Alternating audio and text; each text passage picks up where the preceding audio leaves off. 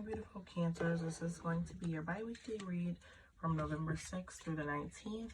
This is going to apply to Cancer, Sun, Moon, Rising, Venus, as well as North Node and any ascensions. And let's get into it. Any crystals or chakra cards will be posted in the description bar below.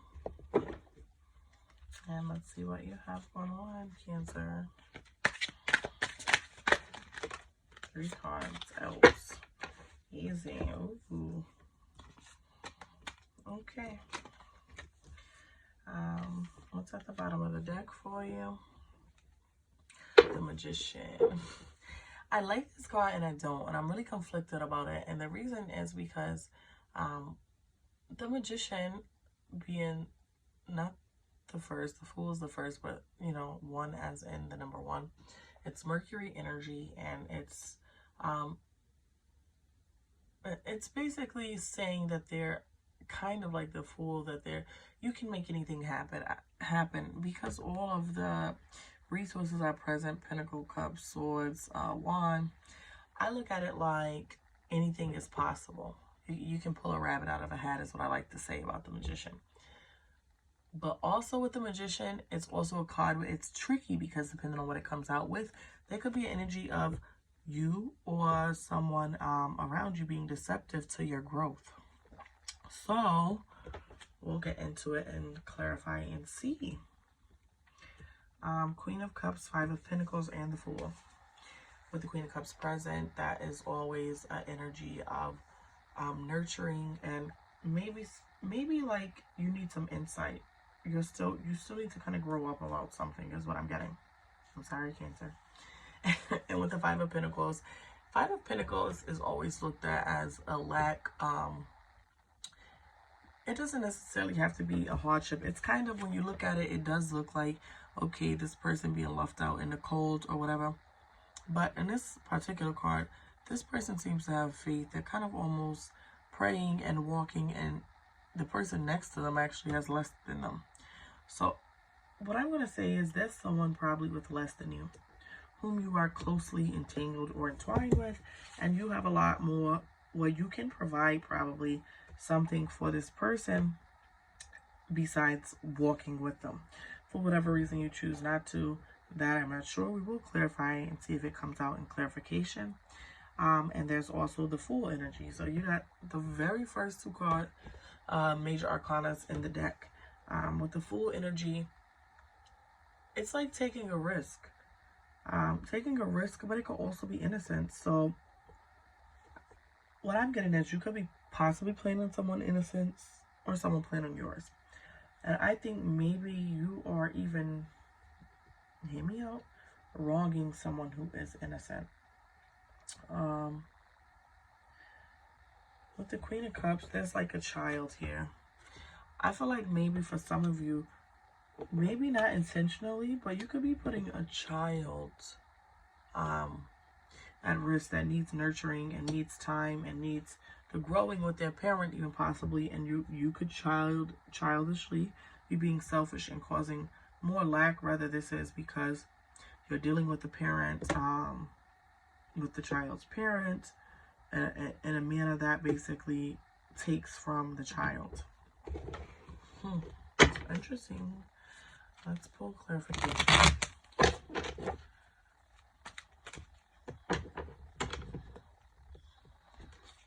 I feel like you're a very strong force, Cancer, so I want to say that if this is the case, you're doing it unintentionally.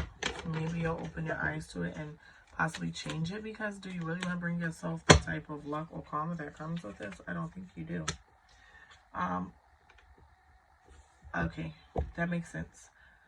The Moon card came out, and that means that you're not seeing that you're basically causing lack to this child in the long run. So maybe look at the people that you're running alongside, and are you enabling them from being able to do specific things for a child? Or maybe for your own child, for some of you. And I think that you don't see it, like, maybe you have your own prerogative, your own mission, and you're very stubborn and blinded to and selfishly. See, sometimes what happens is, in a regular situation, let's say if it was, for instance, your own child, we could be very ambitious and chasing our careers and working all the time, and we're like, you know, it's really not hurting them, it's going to be for XYZ amount of years. In those years, you are saying that your money, that your school, that this thing is more important than prioritizing this child's benefit, happiness, well-being, etc. And we don't see it that way because we feel like, looking at the overall, they're going to benefit from it in the end. But they can never get those years back that they lost from you pursuing something more than you are parenting. And if you're going to pursue something so passionately, why not also passionately be a parent? Why not split your time wisely? Why do they have to do all the suffering? So that's kind of like an example that I want to say that a lot of people don't see.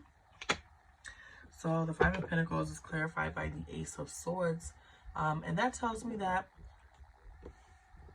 maybe you weren't thinking with the head on your shoulders. Maybe you're thinking about more of a victory and having a justice than you are of the reality of the situation. Because it already is clear that you don't see the harm that's what's going on. So with the Fool energy, it's clarified by the Four of Wands, and that basically means that something may be consolidating for you, and for some of you others may possibly expanding. The Four of Wands can be a celebration of sorts. So there could be a celebration of something growing for some of you. If you have a business that's growing, or you venture out into doing something new and you will be successful with it. But again, remember who these things are affecting and what you're risking. I'm not saying don't do it. I go for it, but maybe you should find a way to manage your time more wisely. And I'm going to post some closing for you. Yeah, you got a lot of fives here. You're definitely, if not the person going to be lacking, you're causing some lack. And I don't see you as a person lacking, because I see very successful energy here. So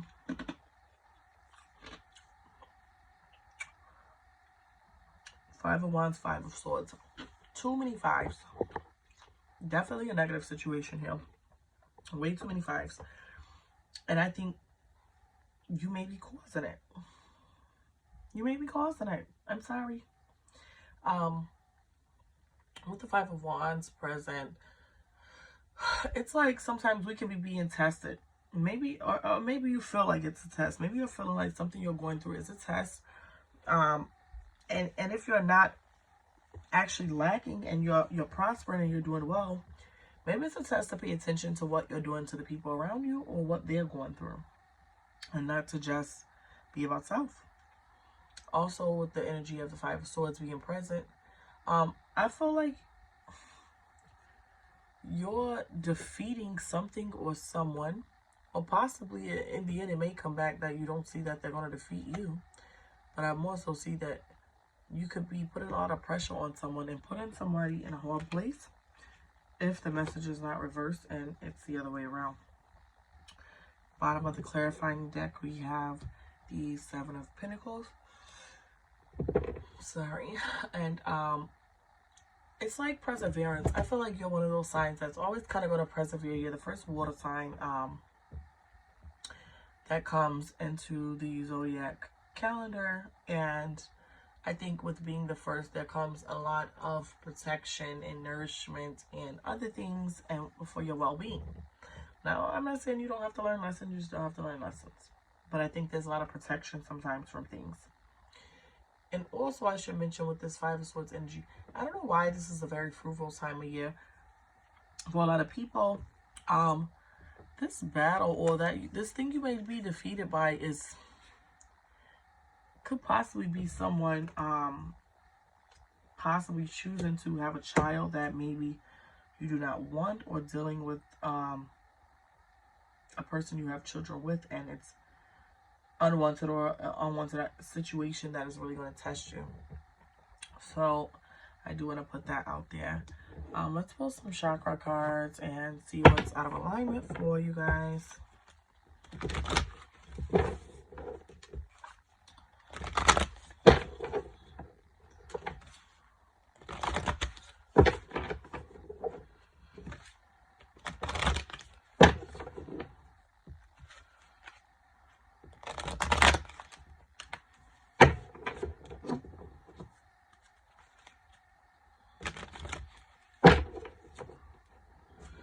Okay.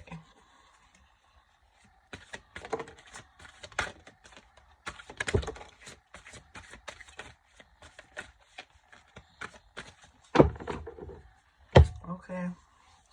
Root chakra, a lot of pink for sure. Sorry, that's my strawberry quartz tower. You got physical body and muladhara. With the physical body for the root chakra, this is celebrating your physical body and recognizing it as wondrous vessel through which you see, feel, hear, touch, smell, and taste. So some of you may not be in complete alignment or happiness with yourself. And I do want to throw out there, although I'm not saying go running through, take care of your body. Take care of the body you have. And if it is not good enough for you, you work to change it, because that's still work that you've done to be able to come to a place where you can do that. And so you connect fully with your physical existence on this earthly plane. Breathe life force into your body and nourish it with good food, okay? And accept your body. The changes you will acquire, or the way it is. That is totally up to you, Cancerian. And so with Muladhara, this is, you are the earth as you are of heaven. Allow the greatest mother of all to support and nourish you. You are provided for in all ways. You are safe. And then throat chakra, freedom. You can release all tears, sadness, and attachment to closing up and playing small in order to allow your throat to open fully. I open my throat and allow myself to breathe, sing, laugh, and cry. I think you're a very held back zodiac when it comes to really expressing yourself, especially if it's a person that you no longer feel close to. There's benefits to be had in expressing yourself and speaking. Sometimes a lot of people speak out of turn and it's very rude, but guess what? People will always respect what they have to say because they know that it's very genuine and from a genuine place. So you need to open your throat to allow yourself to breathe and heal and do every other thing. Okay, even eat. So your voice is an instrument and you have to use it to heal yourself. Okay? A lot of people don't like admit when they're wrong. A lot of people don't like apologizing. Get to it. Those are things that are vital and can completely ruin and turn something bad that you could have changed by just opening up and saying a few words. So here's sacral chakra, creativity. You are free to play, free to love, laugh, and experiment. I'm free to experience, to create, and manifest. I am free to be myself. I allow my creative potential to flow through me in all of its glory and magnificence. I'm going to pull some crystal cards for you.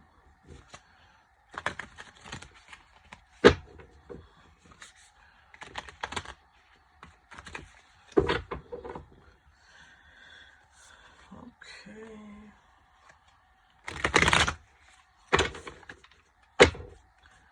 And show me Cancerian. I knew that was going to come out. Intuitive, if you will. Okay, I'm going to take these. So what we have is rhodochrosite, and this helps to soften your heart. Maybe you have a really hard heart because of your past with someone or something. Stop. Don't block your blessings, okay? Rhodochrosite, basically you use this when your heart hurts, when you're dealing with somebody, maybe you're even in a painful place and you're feeling painful emotions, having dealt with somebody, okay? But this is to remind you that that is going to pass and you can heal, you can love again, and you can even still turn certain situations around before they become too bad. So the good place for this is holding it against your chest. Maybe put it in your bra for a little bit if you're a female. And it lets you to basically breathe through your heart, okay?